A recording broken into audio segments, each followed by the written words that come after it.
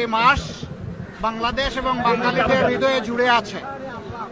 আমি সর্বপ্রথম 52 21শে ফেব্রুয়ারি অথবা 8ই ফাল্গুন যারা অধিকার আদায়ের জন্য, মায়ের বাসার অধিকার প্রতিষ্ঠার জন্য লড়াই করে জীবন দিয়েছিলেন, আমি সেই সমস্ত শহীদদেরকে গভীর শ্রদ্ধার সাথে স্মরণ করছি।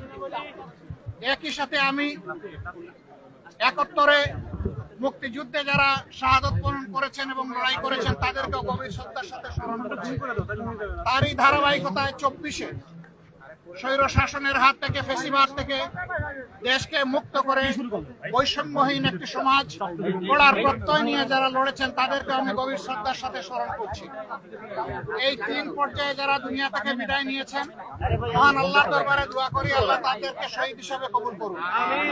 আহত হয়েছেন, ক্ষত বিক্ষত হয়েছেন, তাদের প্রতি সমবেদনা প্রকাশ করার পাশাপাশি আল্লাহর দরবারে দোয়া করি আল্লাহ তাদেরকে সুস্থতার নিয়ামত দান করুন। আমি এসেছিলাম বই মেলা দেখতে। আলহামদুলিল্লাহ, এখানে প্রত্যেকটি স্টলেই উপচে পড়া পাঠকদের ভিড়, উৎসুক জনতার ভিড়, এমনকি ছোট ছোট শিশুরাও এখানে চলে এসেছে। যদিও আজকে শিশুদের জন্য আলাদা দিন নয়, তারপরে অনেকে তার পিতামাতার সাথে এখানে চলে এসেছে। এই যে একটা আমেজ ফেব্রুয়ারি মাসের 1 তারিখ থেকে শুরু করে 28 তারিখ পর্যন্ত চলতে থাকে, এর মাধ্যমে আমরা আমাদের অতীতকে স্মরণ করি।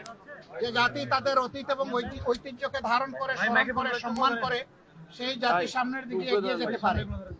আমরা আশা করব যে এখানে যারা স্টল দিয়েছেন তারা পর্যাপ্ত বই পুস্তক রাখবেন এবং যারা পাঠক এবং এখান থেকে ক্রেতা যারা আসবেন তারা যেন তাদের চাহিদা মতো এখানে বইগুলা সংগ্রহ করতে পারেন।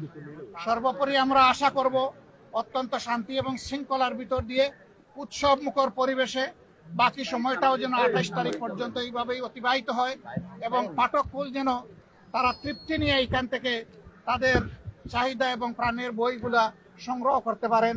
মিডিয়ার যে বন্ধুরা এসেছেন আপনাদেরকে অসংখ্য ধন্যবাদ। আমরা আশা করছি মাস জুড়ে আপনারা একই দায়িত্ব সুন্দরভাবে পালন করবেন এবং জাতির মধ্যে বই কিনা, বই পড়ার আগ্রহ আপনারাও জাগিয়ে তুলবেন। সবাইকে অসংখ্য ধন্যবাদ। আল্লাহ হাফিজ। বাংলাদেশ জিন্দাবাদ। আসসালামু আলাইকুম ওয়া রাহমাতুল্লাহ।